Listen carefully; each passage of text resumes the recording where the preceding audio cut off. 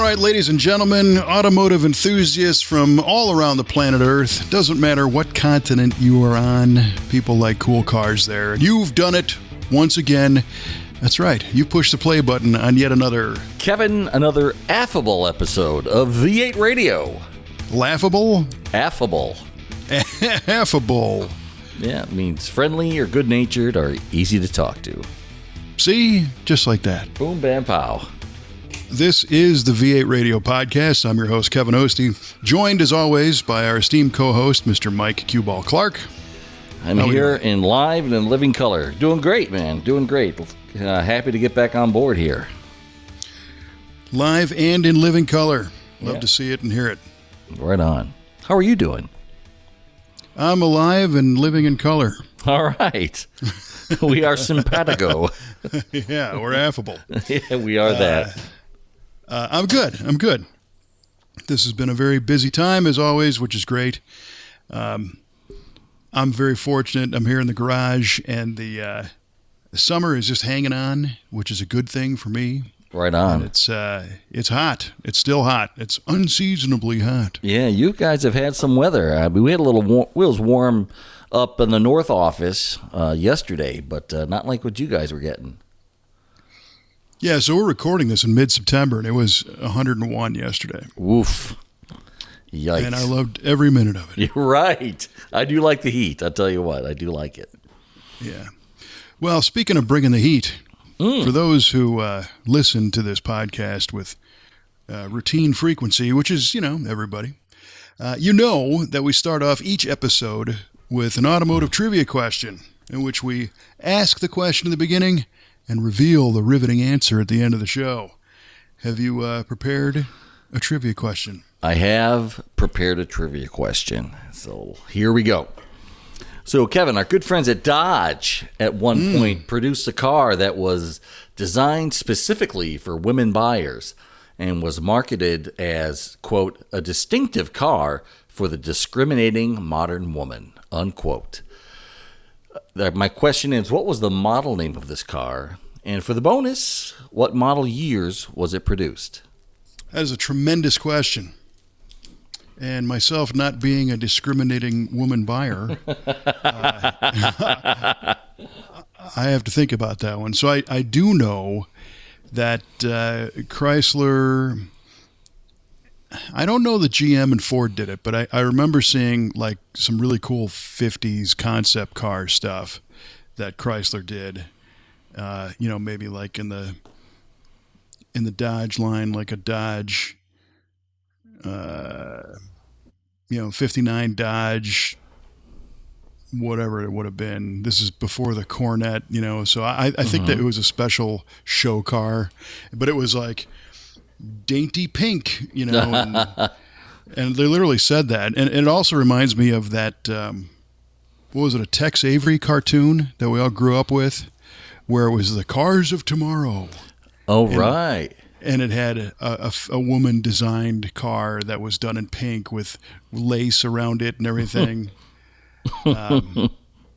So I was starting to think of those. But going a little bit later, the story tells it that the Mustang was actually designed more for a female buyer than, not necessarily not for males, but I think... Right. The Ford marketing execs literally called it a secretary's car, so they wanted something like small and easy to maneuver and stylish that this like new crop of baby boomer working women would be attracted to drive to work every day. Sure. So taking the nod from that, if it's like a Mustang size, I want to say it might have been a Valiant Duster, maybe a Dodge. So the Plymouth Valiant and Dart. It was a Dart, right? Dodge Valiant. Dart, yeah. Plymouth Valiant, Yeah, Dodge Dart. Dodge Dart. So I'm going to say maybe it was the Dart. Okay. Possibly the Duster, but I'm gonna say that although the Dart has a very male name, it's like it's like the Ford Probe. Right. So I'm having a problem with the name. I'm just going to get this over with and say it was a Dodge Dart. Okay, and what model years? Unless it was a Barracuda with the mod top. Ooh, now we're talking. But that's a Plymouth. Well, it was a Plymouth. I'm going to give you a hint. This was specifically a Dodge. Yeah. Great question. I don't think it was the Dart, but I think it was a smaller, type of car. And I think it was that time period. Dodge. Now I'm losing like all of my Dodge vehicle brand names from the 50s and 60s. Uncle Bill from the shop is probably screaming at you right now. Well, he doesn't listen, but he would be screaming anyway. Yeah. Right on. I mean, in 59, you had like the Dodge Lancer and the Royal Lancer. Again, both men, knights on horses. That's what the Lancer was, jousting. That's not a female thing. So you had the Plymouth Savoy, you had the Chrysler Seneca, right? You had all those crazy Dodge or Chrysler product names. I'm just going to go with Dodge Dart. Okay. And again, what years? What years was this marketed to women, or what years did they make the car? What years did they make the car? The first time, I'm going to say when the Dart come out in 63, and that lineage went all the way to 76. Okay. So everybody yelling at your podcast playing device right now, I hear you, I feel you. I'm just going to concede now and learn. Right. Can educate me on what this is later. All right. We'll find out at the end of the show. All right. Duly noted. All right. What do you got for me? I got an easy one for you. Yeah, says you. All right. They call different body panels different things in different parts of the world. Yes. So what is the scuttle panel? Oh, Lord. What is the scuttle panel? Mm-hmm. Oh, man. Are you allowed to tell me from what country that it's term not originates? Female or male. It's just yeah, I probably could. I don't know if it originated from, but it's used in Oz in Australia. Oh, okay. Interesting. Okay. This makes me think of a trivia question from way back in the day that will live in infamy. The Dutchman panel? No, the dashboard. Oh, that one too. Yes. Yeah. So I'm going to say that the scuttle panel looks like a dash because it's straight like a dash back in the day. It's not swoopy then like it is now. I'm going to say a scuttle panel is a dashboard. Final answer. You like that dashboard? Well, I mean, it's been career defining for me.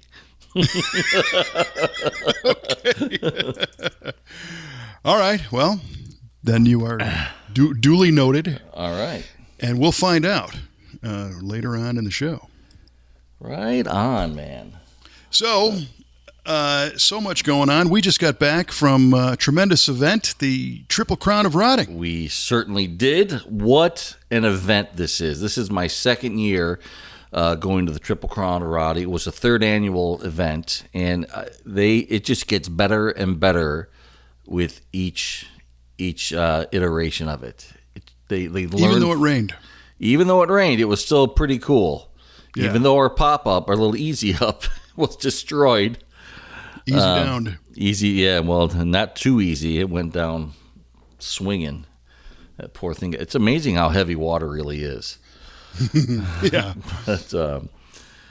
But yeah, no, it was a great event. I mean, Gary Case and Bobby Alloway put on a tremendous event, and with all the support that they get doing it, and people came out in droves on Friday anyway when the weather was great.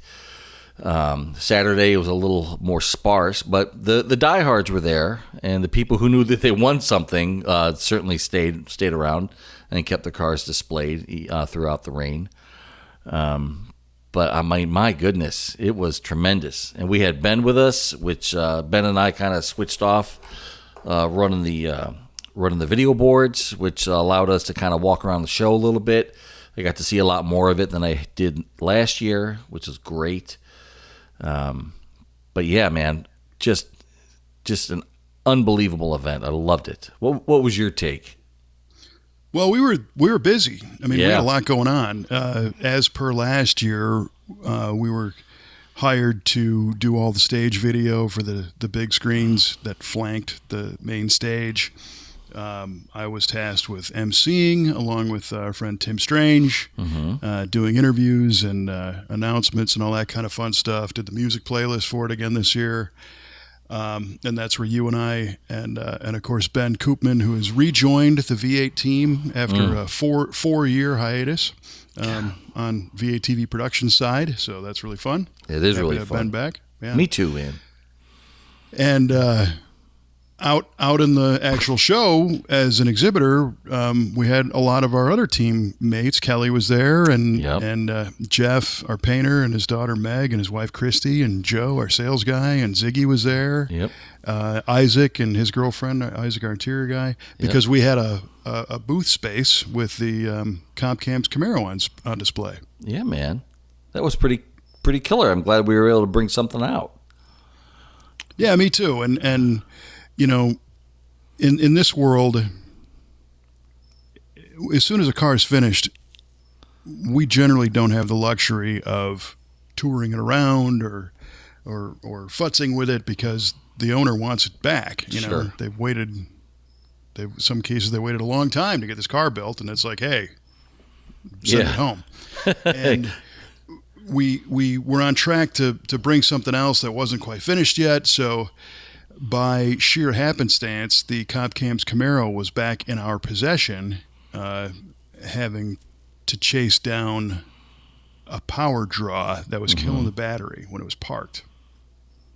And that was kind of a Sherlock Holmes project too. I mean, I couldn't believe the answer that turned out to be. Our mechanic team nailed it. For sure. They're amazing.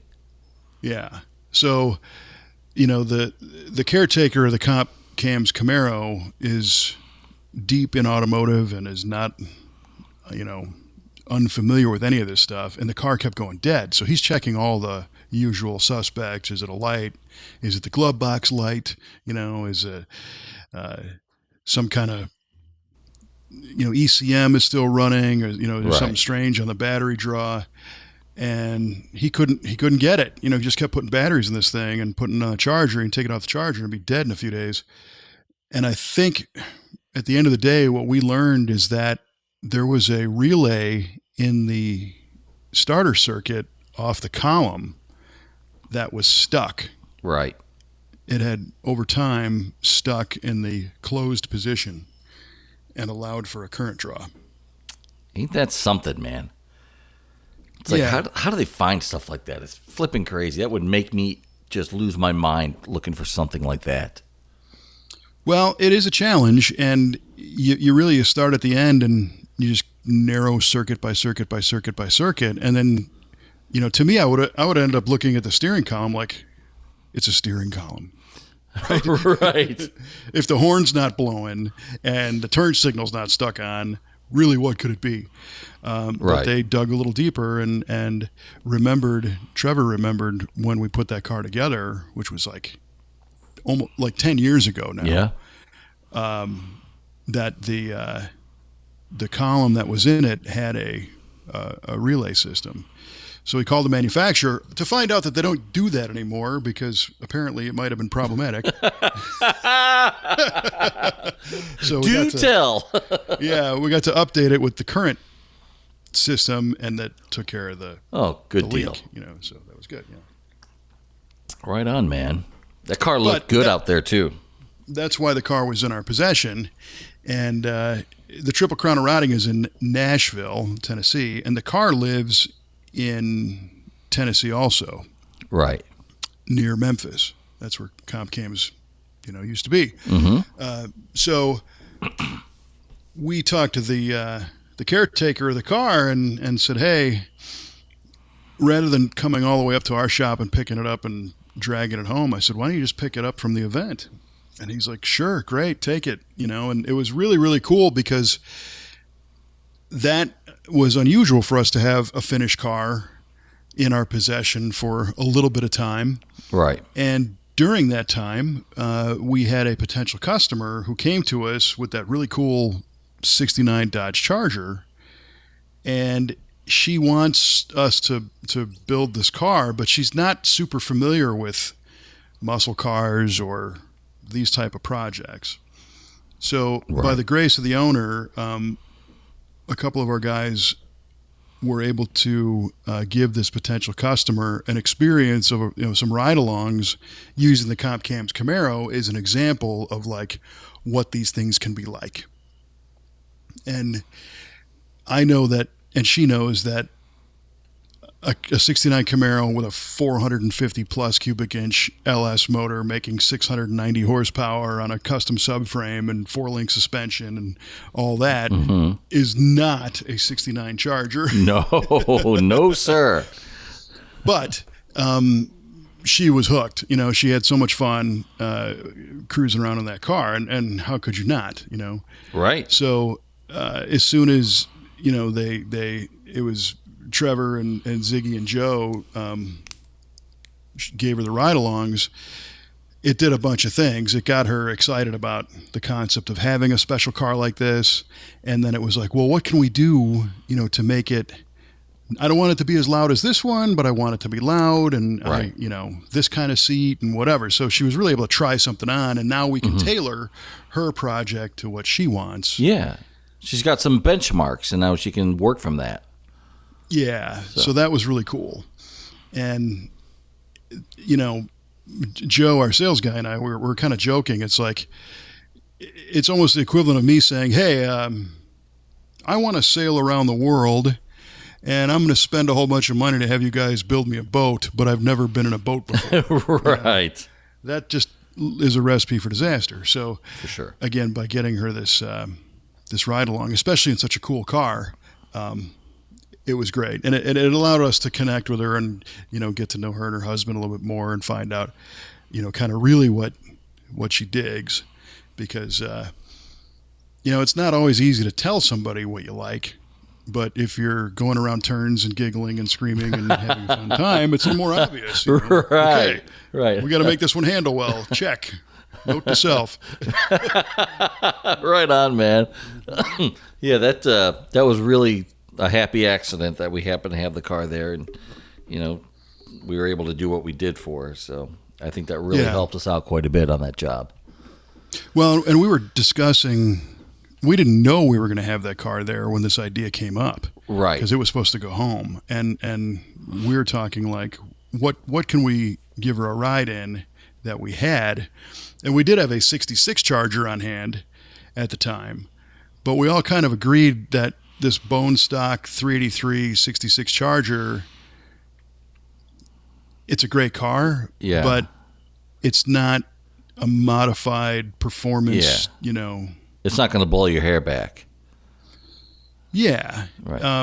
It does, but it's, again, a 66 does have bucket seats, but they're flat, Sure. And it's got the stock. This particular one has the stock suspension in it, so there's body roll of a late 60s car. We want to really kind of show her what was possible, and not like, here's how they were.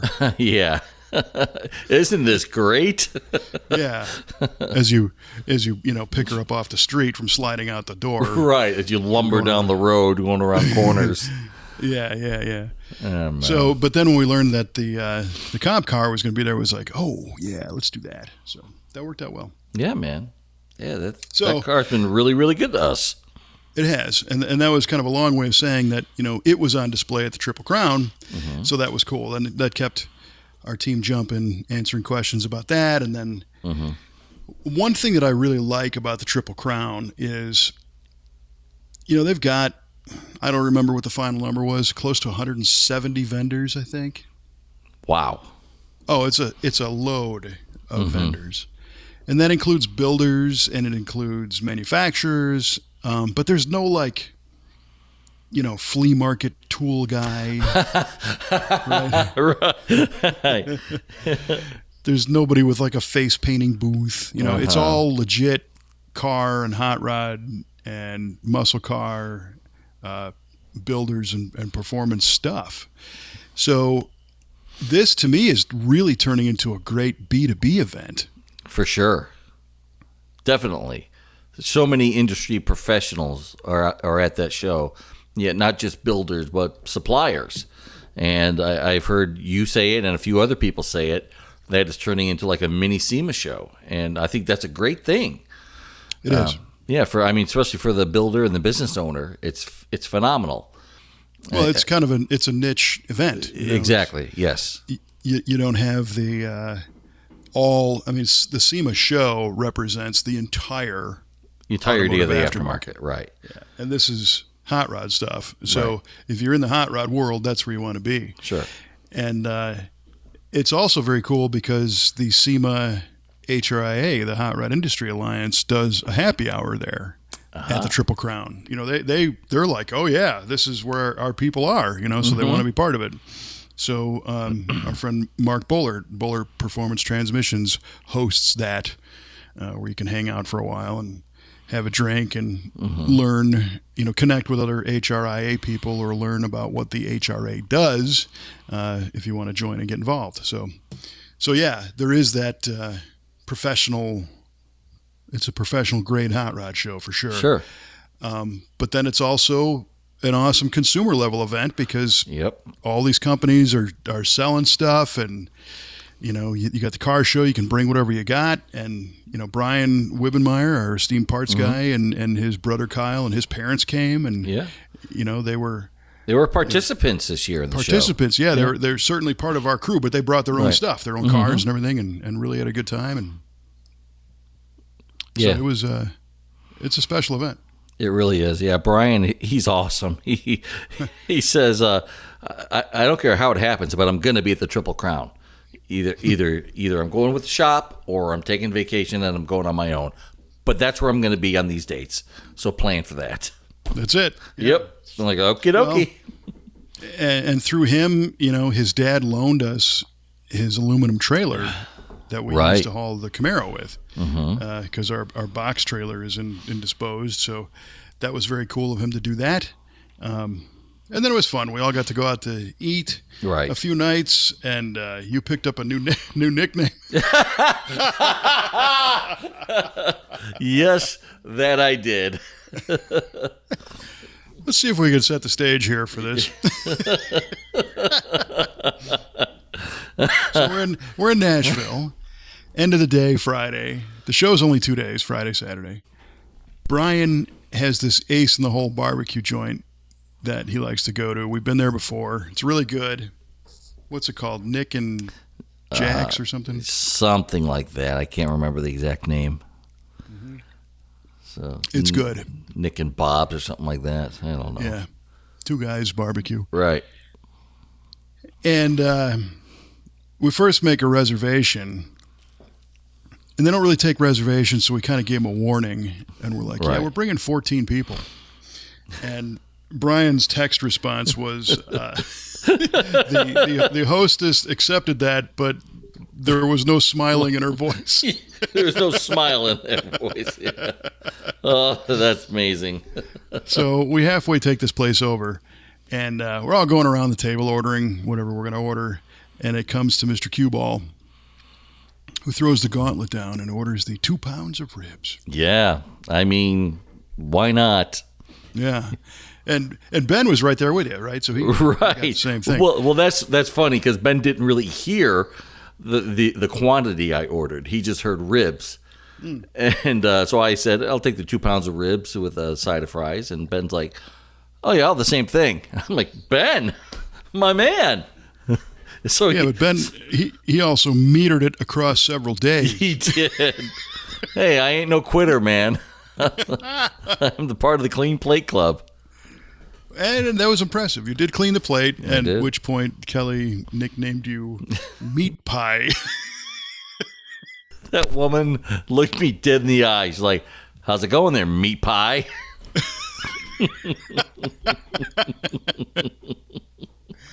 Well, oh, boy. Good times.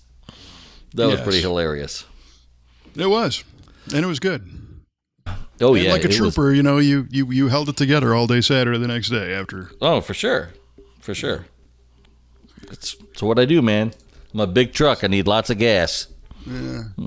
So Saturday at the event, it was pouring down rain until about 1 or 2 o'clock. And in the afternoon, as you mentioned, on Friday, they pick the top 30, basically, and then they all get invited back for Saturday, where they're on display, at which later on in the afternoon is the actual award ceremony, and we award the 15 or so celebrity pick awards, and then the actual Triple Crown winners. Mm-hmm.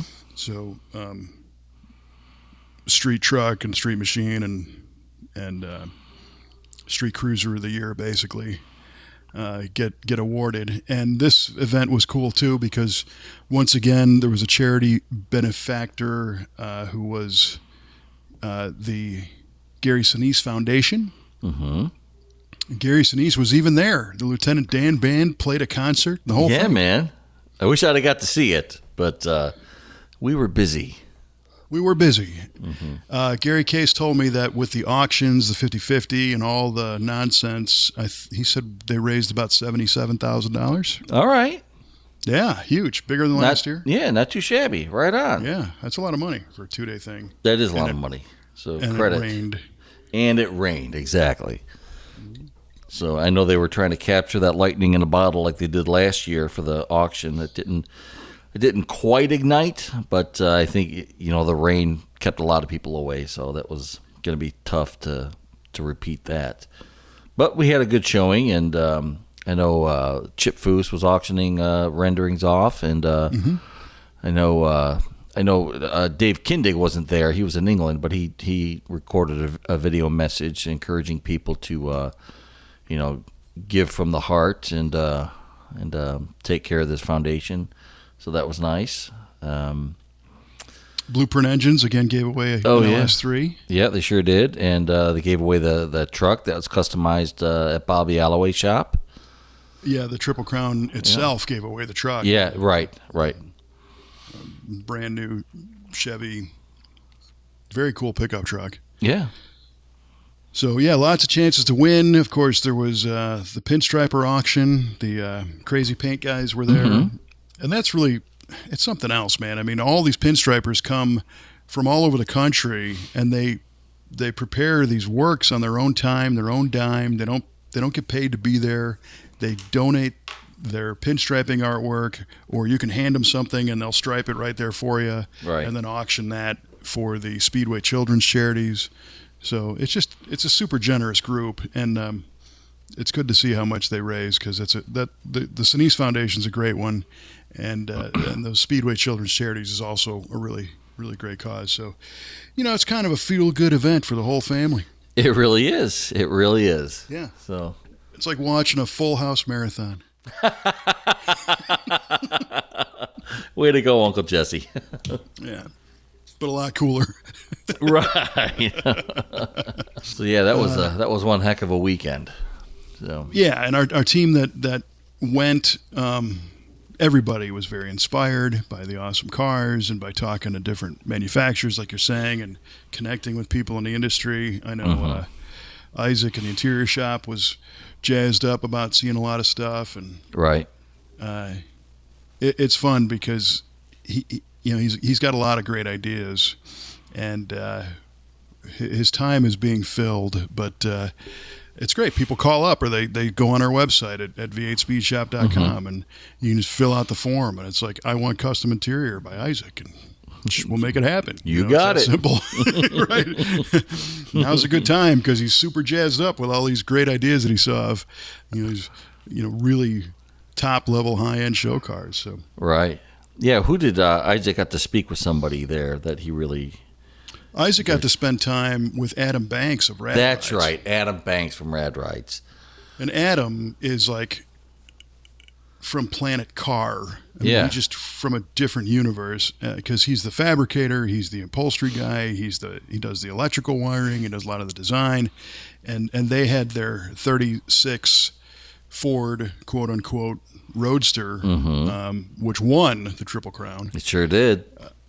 One of the most amazing cars ever built. Every piece fabricated. There's no AutoZone 36 Ford parts on that. And Adam is just such a great guy. I mean, Troy's a great guy. The whole Rad Rides family are a great friend of ours. But Adam saw Isaac, kind of checking out the interior, and I don't know how much time he spent with him. He literally just went up to him and they just started chatting about how he did it, and all the questions, got all the answers, and we thank him for taking that time. Oh man, that was so cool of him. Yeah. I know Isaac was really jazzed about all that. Yeah, to be able to have at least an hour with a guy who's one of the greatest in the world. Yeah, for sure.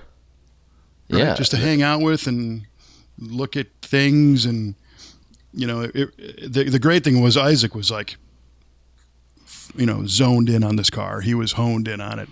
It wasn't like, so you're Adam Banks. Yeah, do you like baseball? And it wasn't that. It was like, how did you do this pleat over here? And, right. All that stuff. Right. So. And then meanwhile, Troy Trepanier was sitting there chatting with Jeff, our painter, and his daughter Meg. Oh, right. And he was like, so Troy had worked with his dad, Jack, at Rad Rides, so he knows what it's like working with your dad. And he looks at Meg. Meg's been on our team for 2 years now in the paint side, learning from her dad. And she's killing it, doing a great job. Jeff always does a great job. Yes. So Troy's like, oh, yeah, you're working with your dad, huh? And she's like, yep. And he goes, well, let's give this another year and a half or so. When you get sick of him, then you can come down to our shop. Oh, man. And Jeff's like, no. Nope. And she's like, nope, I'm staying. Nice. I like working with my dad. And Troy's like, oh, there's something wrong there. So you people are crazy. Yeah. Oh, man. That is so cool, man. Yeah, I did get to talk to Troy for like 2 seconds, but super nice guy. Greets you like he's known you for years. So, yeah, solid cat. So, speaking of solid cat, do we have any update on the GTO? Oh, well, a whole lot's happened to the GTO since the last time we talked. So the last time we had an episode, I had taken it to the Power Tour Joliet stop, right? The award-winning GTO. Oh, the award-winning GTO. That's right. I had won my first car show award. Right. We're talking about the Triple Crown here. I'm thinking maybe next year. Yeah. Well, we'll see.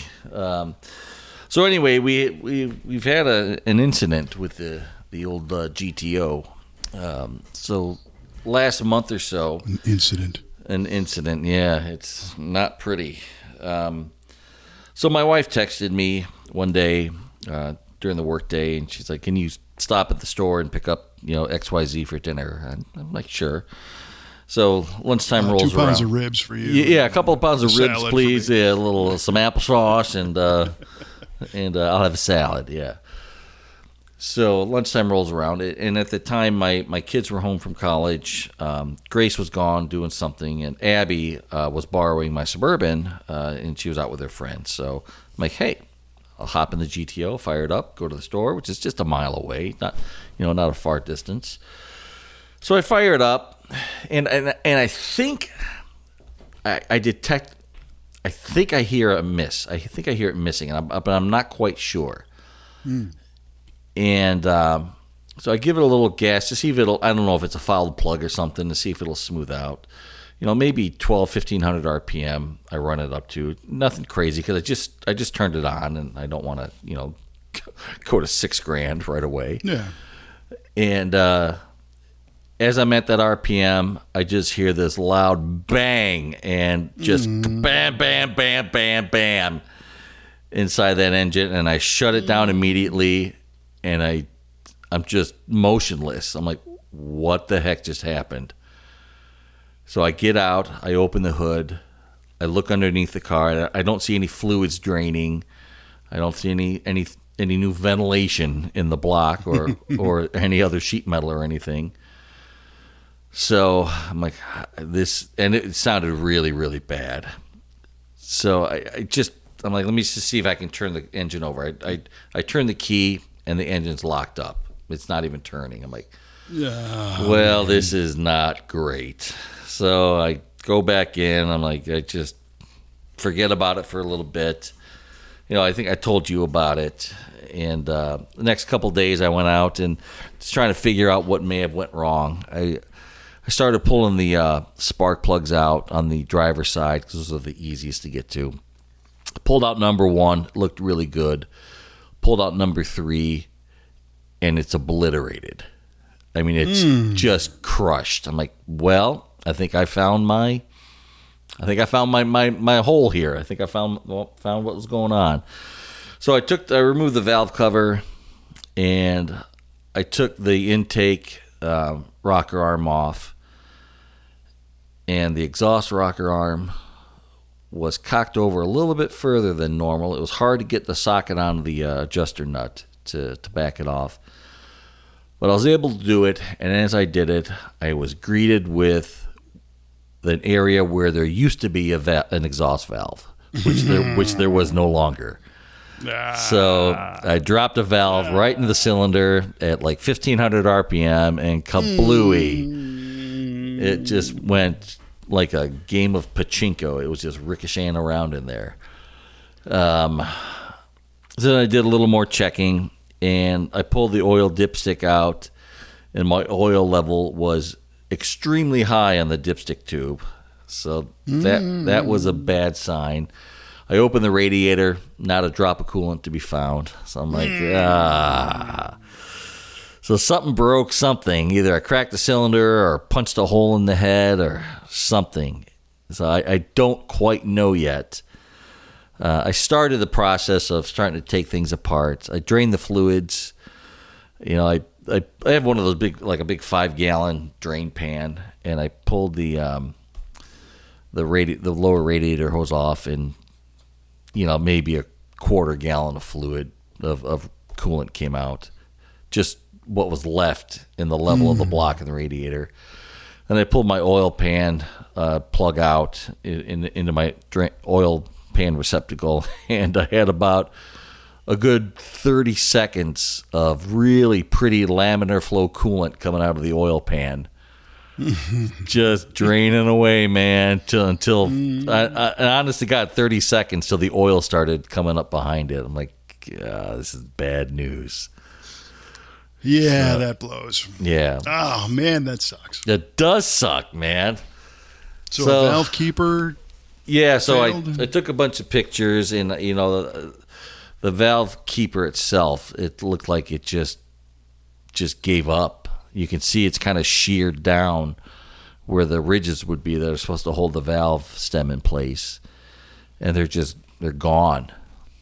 And you could see where the top of the rocker arm, the rocker arm was imprinting into the top of the retainer, that retainer cap.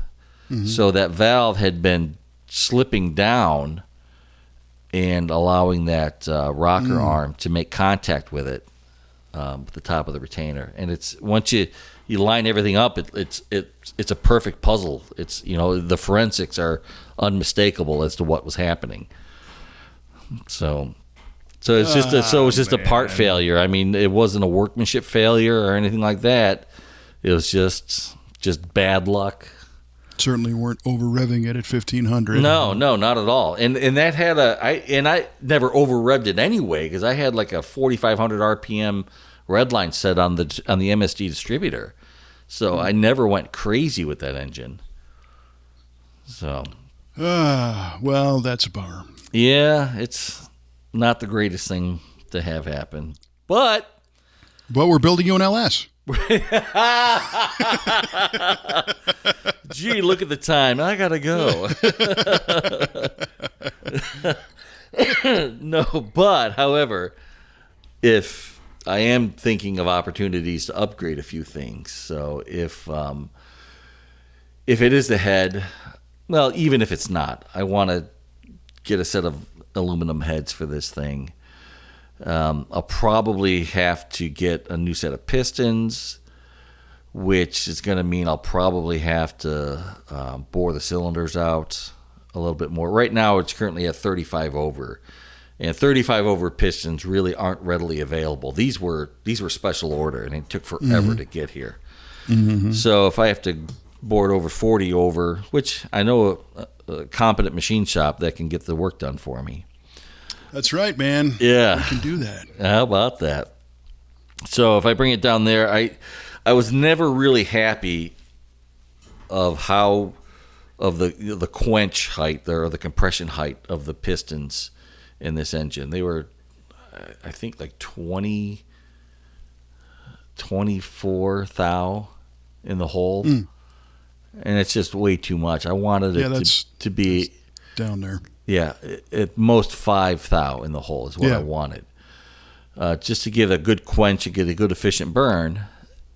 And so this will let me at least get a different set of pistons. And if I have to deck the block, I can deck the block a little bit to get where I really want it to be. And really get this thing dialed in the way I've always wanted it. So some good can come from this. It's just going to take some time and a little effort and a little money. And that's just how it's going to be from now on. So the nice thing about that is you hit the nail on the head. You can bring pieces to our machine shop, to our engine shop. You know, if one time you want to bring the heads down and one time you want to bring the long block down or whatever, because having an in-house engine shop at the place where you work, you know, you can certainly store your stuff there during the build process. Right. And the crack team of Kerry Kelly and Ethan Hahn down there can get the work done, which would be even cooler to have you come down there and do it with them. Yeah, that would be cool. That thought has entered my mind. Yeah. So, they just finished up a big Pontiac motor. Yeah, finishing up. Yep. Finishing up. Mm-hmm. So, yeah, big 428. It's been stroked and bored. It's a 462 now. Mm-hmm. Yeah. That's a cool engine. So, I still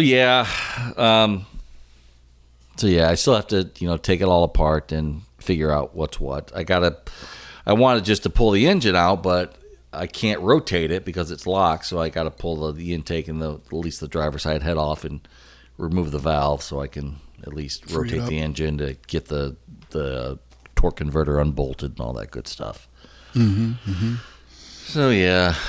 So I've just been kind of putting it off a little bit. Just still a little bit bummed, but I'll get motivated here shortly and get something going. So by our next show, I'll have some more updates. That's right. Do you know? Do we have any other Pontiac core engines at the shop right now? Yeah, we do, but they're no good. They're I think they were all from late '70 Firebirds or Trans Ams, and they're all low compression 400s. Low compression 400s with thin mains. Yeah, but my point is, what if you threw one of those in to just drive it around while your other engine is built? That's an idea. Not a terrible idea. Not to say that seeing an open hole under the hood is a good motivator, and if right, if the car still drives around, it's not quite as much of a motivator. But I know that these things take time to build the resources to be able to build them. So yeah, if that's an option, that might be an option. Yeah, that might be. I thought we had 2 or 3 of those 400s. Yeah, I think we do.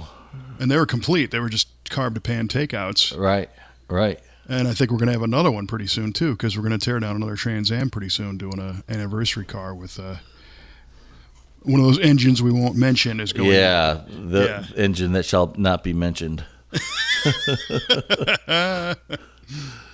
Well, it sucks, but it's life, man. It happens. So it does happen, and you didn't, God bless, didn't have a crash or nobody got hurt. Yeah, it was just a failure, just a part failure. So. Yes. Yep. Yeah. So this past weekend, I got a little time to work on the Galaxie. Did you now? Yes, and this car, it's right behind me, so I say this.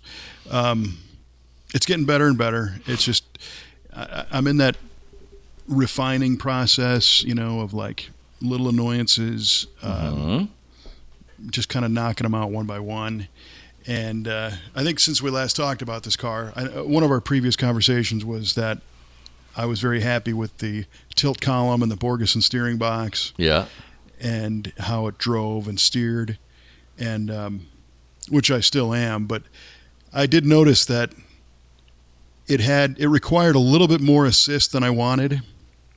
Okay. The steering it's super tight. And so you got to understand there's a difference between, precision steering and the amount of assist or effort you have to put into turning the wheel, right? So like your GTO, a lot of GM cars from the 60s. In fact, this car, when it was new, it had that one finger steering. Yes. It was real. And you felt kind of disconnected from the road because you had a steering gear ratio that took a lot of turns. Couple that with low effort, and it's just kind of like you're just driving down the road like, steering a ship. Right, pretty much. And the Borgeson steering gear is a faster ratio, so it tightened that up. Plus, it's new and precise, so there's no slop in the steering. So when you make a movement, something happens. But I did just feel like I wanted a touch more power assist. And talked to our friends at Borgeson, Mr. Jeff Grantmeyer, who steered me in the direction of one of their pressure control kits. So the pressure valve has shims that you can add or subtract. Really? And by adding the shims, it reduces the pump pressure. And by taking shims away, you increase the pump output pressure. So I ended up trying a couple different shim combinations, and eventually I removed them all, which makes this pump now generate 1,350 PSI at full squirt. All the pressure. Yeah. And then I went one step farther, and our friend Paul Clarke at Hydrotech Brakes had told me once about the orifice size, so the hole in that valve in the output, and kind of what you want for a street car versus the trucks have like a large size orifice, and the cars were 1/8 inch or so. So I upsized that orifice by basically one drill bit size. So I think I moved it from 125 thou to 128.50. Okay. And then took those shims out. And you'll be proud of me, before I went down this road, I enlisted the power of a artificial intelligence engine. Ooh. And I told it, or asked it, I said, well, if the rating at the 125 thou orifice size was supposed to be 2.1 gallons per minute at 1,000 PSI. So Borgeson supplies a chart that says this shim gives you 900, the whole stack of shims gives you like 875 or something, and then you take the shims out and you're at 1,350. So I asked Grok, the artificial intelligence tool, if I'm running 1,350 PSI and I up that orifice from 125 thou to 128.50, what's my GPM flow rating? Oh. It did all the math, and it said you're going to go from 2.1 gallons per minute to like 2.35 or so, which was great. It's just enough. I just want a little bit. Yeah. Because you start to get up near 3 and it's overpowering. Oh, okay. Then you're back to that Wonder Touch power steering effort. Or you're blowing hoses off, or you're doing stuff you don't want to do. Right. So I drilled it out, took the shim out, put it all back together again, and I also took the opportunity, because my steering wheel wasn't straight. And the steering wheel wasn't straight because my last project in the column was fixing the horn. You remember that story? Yeah, I do remember that. So I put it all back together, took it for a drive. The steering is absolutely perfect. Nice, man. It is perfect. I love it. Amount of input. It is super precise. You can drive it comfortably, but it's predictable. You know what's going on. That's the spec for the known universe right now for me. Is right this on. car. I mean, it is that good. I'm like, this is wonderful. It's like a brand new car. It's better in many ways. Well, good deal, man. but I missed with my steering wheel again. Oh, no. It's still off center? I must have been like about two splines or so off the other way. You know? So I'm looking at this thing and I'm like, how did I miss, right? And then I do a little more research and find out that the hub adapter for my Grant steering wheel to my I Did It column needs a modification. You actually have to drill a hole in the wheel so that you can clock it in a certain way so that because the other problem was the turn signals weren't canceling equally. Oh, dude, I have the same problem. It makes me nuts. Yeah, so mine, you'd have to go like, if the steering wheel's straight at 9 and 3, you know, your hands are at 9 and 3, you'd have to make the turn signals cancel on a left turn, you'd have to turn like your right hand from 3 o'clock all the way back to like 11. Oh my! And then it would finally click. But if you're going to turn right, you could move the steering wheel like 1 hour, you know, just like from 9 to 10. Yes. Right? Yes. Yeah. Mine does the same stuff. Yeah. Well, it's because you got to synchronize your column. Clearly, I do. And when you look at, so you have a stock column, but you've got an aftermarket wheel, right? Yes, that Grant wheel, yeah. Yeah, and what I learned is that the hub adapter, it's a little deceiving because it's a cast aluminum piece in my case, and it actually says top with an arrow pointing up. But if you put it in that position, the steering wheel doesn't square up. So you got to rotate the adapter a little bit, but the manual says where the horn connection is, the little spring and the horn contactor is supposed to be like at 10 o'clock on the clock position. But mine was like at 1 p.m. It was on the other side because of the way this thing laid out, until I read deeper and found out that, no, you got to drill a hole in the steering wheel and then you can turn that thing back to where the cancel mechanism is at 10 o'clock. Really? So once I did that, I could put the wheel on straight, and I got equal turning, signal cancellation, rotation degrees. Oh, nice. But I kind of eyeballed if my wheels were straight or not, and I missed. So the steering wheel is still off instead of being nice and level. You know, it's probably an hour and a half off on the clock position. Not terrible. So you can live with that for another 15 years before you decide to really fix it, right? Well, this I'm not going to do because, you know, I have a new attitude.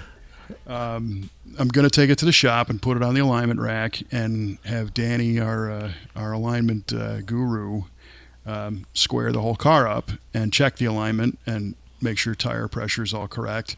And then we'll pull the wheel off and clock it. All right. With it being documented electronically with laser precision accuracy. Oh, my goodness. Hawkeye 4-post alignment system. Who is this man doing things the right way? Oh, my goodness. It's not that I didn't do it the right way. It's just that I didn't really have the time. And like you say, you get to the point where like, well, that's fine. I don't really feel like digging into it. Yeah. But the new attitude part is, well, what I'm going to do is I'm going to live with it for the next 4 days or whatever it is. Contact the guys at the shop in that quadrant of the building and get on the schedule and say, hey, at lunchtime or something, not to disturb workflow. Mm-hmm. That particular rack is a very popular one, and there's always something on it. So I'm not just going to push things out of the way. So I'm just trying to get in the rotation so that we can get this thing straightened out, literally. Well, cool, man. And then it will be visually perfect as well as performancely perfect. So nice. Yeah. Very cool. Very cool. You got to share with me what to do about that that hole that you have to drill. Maybe I need to do that as well. You might, yeah. I found it on the Borgeson website under the Universal Adapter instructions, and it literally it calls out the Grant steering wheel adapter kit. Because this column, even though it's in a Ford, it's a GM head, so it's probably the same one. Oh, I got you. Yeah, maybe. Huh. Interesting. But it was a nice little victory. Because you need those every once in a while. Yes, those little victories are very sweet, right? When they happen, when they need to happen. Yeah. So good deal. Congratulations. I'm glad you're back on the road to straight and true steering. Yeah, and so here's another fun one. Several years ago, we talked about how the amplifier and the underseat subwoofer in my 70 Buick quit. And I couldn't figure out why. Mm-hmm. And it turned out that the copper-plated aluminum power wire had corroded. Do you remember that story? Vaguely. Yeah, so right at the battery connection, if you open the hood and you looked at this, you're like, this is fine. It's got this heavy gauge, red, stranded audio gauge, audio, quality power cable. What's the problem? And just like trying to figure out that Camaro steering column thing, I'm running the meter, and from the power post right past the beginning of that cable, there was nothing. Ooh. And I'm looking at the cable, I'm like, how could this be nothing? How could this not be conducting? We're 8 inches into the run, and I stuck a power probe into the wire itself. Of the wire, and there's no current going through it. Oh man! Well, what had happened is it was cheap aluminum wire with copper coating, and all the aluminum corroded inside. Well, enough to have no connection at all, right? So I just snipped off a couple feet of it and jumped it out, and it worked perfectly. So eventually I changed the whole wire to some actual stranded copper. So the reason why I bring this up is in the Galaxie, under the back seat is an amplifier that I installed probably 25 years ago. That quit at one point. Mm-hmm. And I brought the van home because I wanted to do some work on the van, and I'm planning an audio system for the van, and I've got some of the stuff, and this is one of these deals where the van is the size of an apartment building, and there's no place to put anything in it. Oh, yeah, that's brilliant. Yeah. It's really hard to explain, but there's nowhere to put amplifiers because the whole thing is open except for the upholstery and the seats and the stuff. And there's no room for the whatever. So I got all this audio gear on the shelf. And I thought, you know what? I've always been curious. My Galaxie is a convertible, and it's got speakers in the doors. And what happens if I put a couple of subs in the trunk? Are they going to do anything? Are you going to hear them? What's the story? Mm-hmm. So I had this dual 12-inch sub enclosure with an amp that I got for the van. So one day I take the sub box and I throw it in the trunk, and I take a TMI back seat out of the Galaxie, and I'm looking at this amplifier, and I'm like, why don't you work? Because it quit. Mm-hmm. Well, it doesn't work because the same thing happened. The copper wire corroded. Get out of here. Yeah, the aluminum wire. So I ran a new piece of copper wire. Boom, amp comes right back to life. Well. Exactly. So I connect the speakers in the trunk and put the seat back in and take it for a drive. And it's there. It's not like what you'd expect. I mean, I don't know what you'd expect, but it's not like the sub is pounding, like in a... Right. It doesn't feel like it's got two 12s in the trunk. Okay. At all. It's not rattling the license plate or anything like that? No, it's not doing like that. So then I realized that I probably have the input level mismatched. So I do some research on this radio that's in the dash. It's this Sony thing that I bought Kelly and I bought at a Best Buy on a road trip and installed it in the parking lot. Nice. Back in 2010, yeah. And I look up what's the output voltage of the subwoofer output? Well, it's 2 volts. And I didn't have the input sensitivity set to match 2 volts. Ah, okay. So I crank it up. I can't see because I don't know if my eyes suck with I wear contacts to see distance, so up close things are hard to see, and I didn't have my little cheater glasses with me. Uh-huh. So I just kind of turn the screw, put everything back together, take it for a ride. It sounds awesome. I mean, you can feel it, you can hear it. It quits. Ah, damn. So I'm like, well, now I blew it up, right? Right. What ended up happening is I decreased the sensitivity way too far, and I was pushing far more voltage into the amp than it could get rid of. So I put my glasses on, reset it to the right matching voltage, and thankfully I could put a fuse back in it, and Oh, it works okay. again. So just a blew a fuse. That's fine. Yeah, but now we're back to can't quite hear this, whatever. Uh-huh. So I'm kind of looking at the acoustical lay of the land, and yes, it's a giant convertible with the top down. How much are you really going to hear? But when the convertible top goes down, it goes into what they call the top well. Sure. Which now is like if you took a bunch of moving blankets and folded them up, that's what that is like. It's like a sound deadener, yeah. Yeah, so I opened up the trunk, and I took, I had some cardboard boxes laying around that I folded both ends inward, so it retained the box shape, but the ends were open. Mm-hmm. And I slid them under the convertible top, so now that there's a passage that goes from the trunk. Oh, no kidding. Into just as a test, into the cabin, and it doubled the subwoofer volume. Oh, wow. Yeah. So that was kind of cool because now it's like long term, I just need to make a shelf that the top folds down onto. Okay. To keep some airspace so that the sound waves can go through into the basically the fire into the back seat at this point. But sure. The Galaxie had a single speaker in the rear seat. Right. That the speaker is no longer there, so that's like a port. That's you can't feel it, but you can certainly hear it coming through that. Okay. So here I am, this thing steers straight. It sounds good. The horn works. The horn works. The turn signals cancel properly. The turn signals cancel properly. The idle is spot on because I cleaned the MAF sensor. Right. This car's doing good. Nice, man. It's almost ready to completely blow apart and restore. Yeah. Here it is. Here it is. Well, we'll have to get you into the rotation. All the mechanical is like almost dialed, It's good. Mm-hmm. Oh man, we'll have to get it up on the rack and do a full inspection on it, and then we'll tell you how good the mechanicals are. Well, it had a weird rattle. I remember one day I sent you a video clip of a rattle. Yes. And you're like, it sounds like exhaust. Yeah, it turns out an exhaust hanger bolt fell out, so that was an easy fix. Oh, good deal. And the valve train got quiet. I put 2050 in it, and that quieted the valves down quite a bit. So, I mean, these little things make a big, big difference. They sure do. They pay big dividends, man. Especially when they work. So. Especially when they work, yes. That's the clutch right there. That's the key. Yeah. Oh, boy. Well,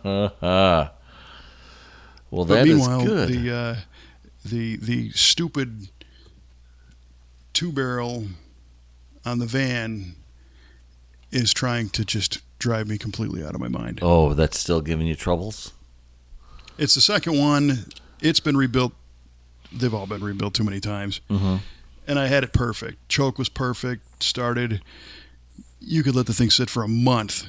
Give it one little push to the floor, turn the key. It would light. It would run at high idle. You'd start driving. It would come down off idle as it warmed up exactly as it was supposed to. Mm-hmm. Step on it. I re-engineered the accelerator pump arm. It didn't stumble. Mm-hmm. It was like golden. Nice. And then the next day, it's not. Oh, jeez. Ah, man. Sputtering and farting and coughing and just not running. And I was like, really? What the hell? Mm-hmm. And, the first thing I found is that the distributor cap was loose. So I'm surprised it ran at all because it was like half off. Oh, jeez. Put that back together again and then take it for a cruise. Runs great again. Next day, nothing. Huh. And it was not the distributor cap the second time. It's this carburetor it's so loose from being rebuilt so many times. It doesn't have any precision to the linkage anymore. Oh, that's a bummer, man. Yeah, and you got to take the doghouse off and the air cleaner Yeah. and, all that stuff. You can't just open the hood and Right. reach in there. So Yeah, it's got more engine inside than outside on that car. yeah, really. Yeah. I think we had discussed at one point on this show. I don't remember, but I'm kind of thinking my long-term plan is to find a 98 through 03 Dodge van. Right. With the aluminum head 5.9 roller motor. There you go. With the overdrive. And Boom, bam, pow.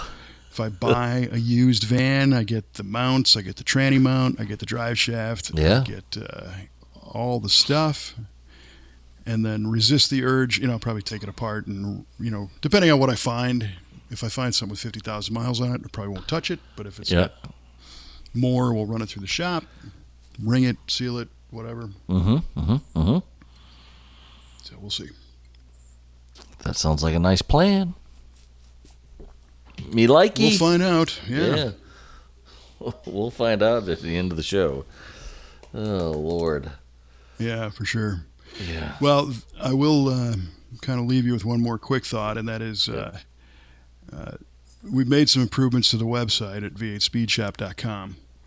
And I'm not going to lie, some of the AI technology on the visual side has been very helpful.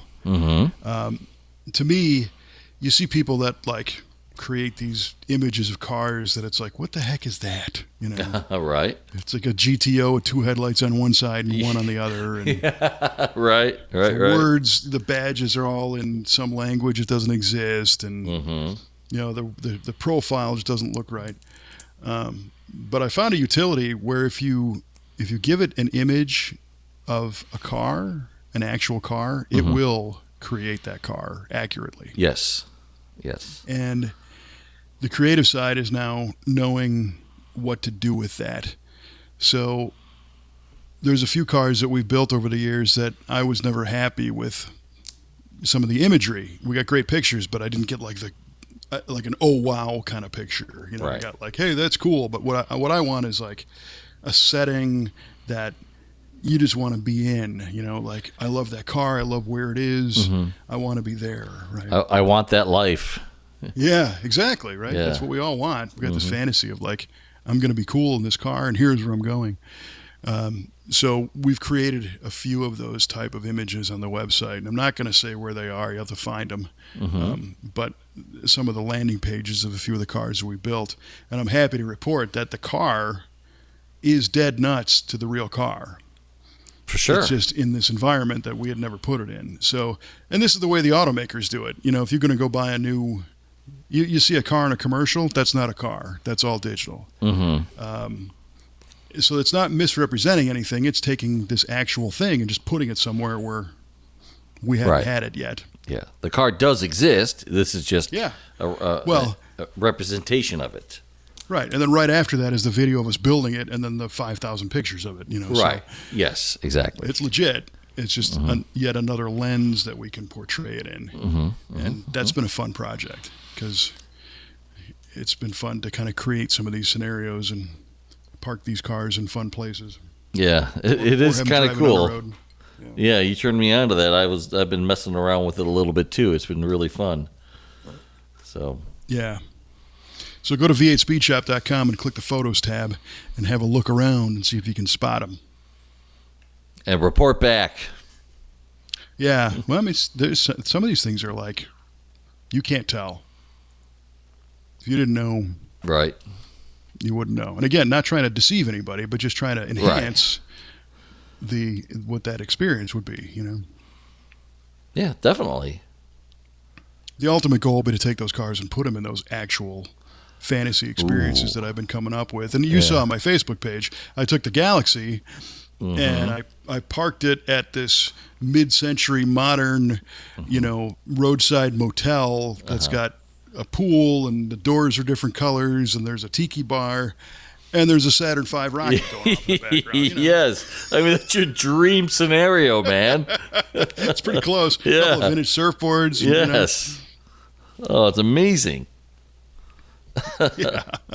But the car looks exact. Everybody knows that's my car. Yeah, it definitely faithfully reproduces it. So, yeah, it's definitely that. And it's your thoughts on there. It's your creativity that's displayed, not something made up. So right, and I think that's the difference. So, like one of these images, I recreated a studio shot with like a light paint type thing, and the way the car is lit, it looks awesome, But I was able to do that because I know how to do that photo in reality. I've taken those kind of shots. I understand lighting and light painting, so I just have this tool do what's in my head. Right. It just does it much quicker, which is cool. Sure. No, I get it. And you won't see any 3i GTOs or anything. So don't worry about it. That would be helpful. Well, speaking of that, Yeah. all right, it's time to let the cats out of the bags Cats. here All right. All right. on our trivia questions. Let's do this. All right. So, Kev, I asked you, Dodge produced a car that was marketed toward women. What was the name of the car, and what years was it produced? And you Don't tell me it was the Belvedere. That's a Plymouth. Yeah, you're right. See? So it can't be a Belvedere. So you had guessed, you just gave it up and said it's going to be the Dart, and the Dart was produced 63 to 75, so all of that, and I'm done. So, as you might have guessed, unfortunately, that's not quite correct. Yeah, I figured as much. So the Dodge La Femme was a two-door hardtop produced in 1955 and 56 5 and 6 as a spring special version of the custom Royal Lancer. See? And you even said Lancer and Royal Lancer too. I did. Yeah. You tap danced around it. The La Femme had a two-tone heather rose and sapphire white paint scheme, and gold La Femme fender badging with lots of chrome, and the interior was entirely pink with wood trim and came with a handbag, powder case, lipstick, comb, cigarette case, hat, and a Macintosh, which is a waterproof raincoat. So it had all that stuff. That's killer. I didn't know they actually produced that one. Yep. Yes, they did. Because I remember I've seen that La Femme, and I didn't. This is where my mind was going. I was seeing that car, but I even said like there was some '50s things. That's what I was thinking of. Yeah. And then I got confused with the cartoon. Nah, maybe that's not it. So then I went newer. Mm-hmm. That car was bitching. I remember seeing pictures of that thing. Is that right? Yeah, it's cool. Have you ever seen one? I have not seen a La Femme. Oh yeah, it's like pink and very, very light pink. Mm-hmm. Basically the rose and scarlet, whatever they call it. Yeah. Well, it's a great looking car. Beautiful. Mm-hmm. I'd drive it. Yeah. And I guess it had the super red Ram Hemi V8 that powered it. And the legacy notes here said the La Femme wasn't a huge success, but it made automakers realize the value of women car buyers. While the idea of a gendered vehicle seems strange today, in the 1950s, it was considered forward-thinking. For sure. Yeah. And, of course, Dodge had the forward look right after that. It did. Yep. I think it was expensive also. Probably. I think that was part of the problem. And I kind of think they were thinking like, again, in that 50s, mindset that this would be like a car you'd buy your wife. Right. This wasn't not like the Mustang where it was like somebody entering the workforce, this is an option. This is like, no. Homeboy's got an Imperial in the garage, and now he's got the little woman's got a La Femme. Right. Ward and June, they got their... yeah. Huh. That was a great question. Oh, thank you. Appreciate that. But of course, Mopar then had two names for the same color pink going forward in the high impact line. In 69, 70. They had two. I'm sorry. Say that one more time. Two names for the same color. Dodge and Plymouth. Oh yeah, Dodge and Plymouth. Yeah. And they were. Well, oh gosh. Panther Pink. Yeah. And Moulin Rouge. Yes, that's it. Well, it wasn't like all the impact colors, just different names on both sides. Like Sassy Grass Green was something else for Dodge or something like that. Yes. Sassy Grass was. Of course, you put me on the spot. Sorry. I knew every one of these. Yeah, like Lemon Twist is like Top Banana. Lemon Twist and Top Banana. Yeah. Yeah. Go Man Go was Hemi Orange, I think. Could have like Go Mango, Oh, gotcha. Nice. or that was it was Plum Crazy and Inviolate. Okay. Tor Red and Hemi Orange were the same. Tor Okay. Red, Torrid. Ah, very nice. Anyway, yeah, that's fine. Great question. Thanks. Okay, so Appreciate we'll it. zip over to this one. Zip over to the scuttle. The scuttle What is panel? a scuttle panel? And you said the dashboard because it's your favorite Dashboard. part of the car. It is. It is. Apparently. Dashing meat pie like yourself.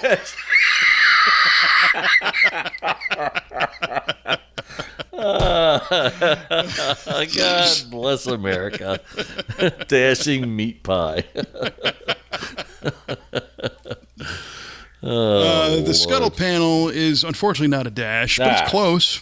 It is the panel at the base of a car's windshield, located between the windshield and the engine bay. Ooh. And it serves to channel water away from the engine and passenger compartment, also known here in the good old US of A as the cowl panel. Cowl panel. Well. So I guess it scuttles the water away. Yeah, sure. Yeah. That's great. See, I was thinking like even further back in the horse and buggy days that it would scuttle the dirt away from, how it would, in the States, it would dash away the dirt and then the things you'd kick up, because that was the dash, was that panel, and the scuttle would do the same thing, but in Aussie speak. It's pretty imaginative, but Yeah, unfortunately not. that's how I am, so. Well, maybe Nice. next time we'll find another name for dash. Maybe. I think Maybe. Duryea is dash. I thought, as far as you're concerned, Duryea means F you. Oh, man. Well, all right, man. Good question. Yeah. No, yours is really good. I got to look that car up now. You should look it up and check it out. It's cool. Yeah, actually, I was while we were talking. It is pretty cool. I think with the trim and stuff, that if they did those in different colors too, it didn't just have to be pink. I mean, if there was like a two-tone blue, Oh, it'd be killer. it would rock. Yeah. Yeah, for sure. All right. Well, something to think about there. Yeah, man. Well, this was fun. I appreciate catching up again. Yeah, likewise. Yeah, we let a little too much time slip away from the last episode till now. Yeah, it happens. It this does time of happen. year, things get busy, but we'll work on that for the next one because there's a lot more coming, friends. So make sure you hit the subscribe button so that you don't miss whatever the heck word for dash we come up with next time. So right. for Mr. Mike Meat Pie Cue Ball Clarke, I'm Kevin Ostie inviting Jesus. you to keep the shiny side up, and we will talk to you next time on V8 Radio.